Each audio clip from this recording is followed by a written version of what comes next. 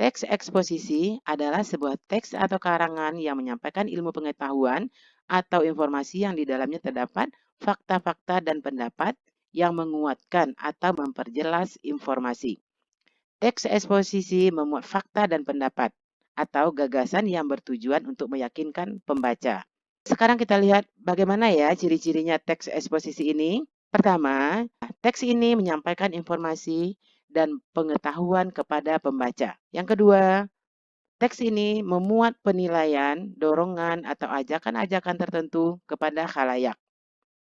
Yang ketiga, memuat fakta-fakta dan pendapat atau gagasan sebagai penguat informasi.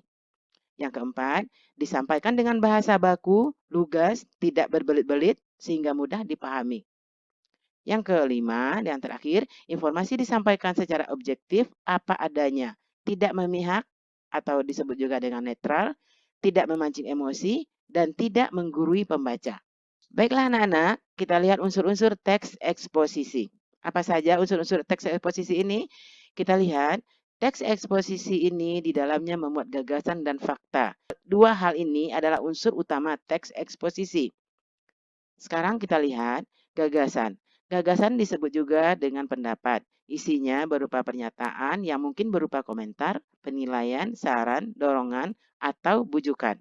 Contoh, jika pemerintah tidak cepat bertindak dalam 10 tahun mendatang, hutan Sumatera akan musnah dan diikuti oleh musnahnya hutan Kalimantan. Kalimat ini hanya berupa pendapat seseorang, belum jelas kebenarannya. Yang kedua, anak-anak, kita lanjut ke fakta. Fakta adalah keadaan atau peristiwa yang berupa kenyataan, sesuatu yang benar-benar ada atau terjadi.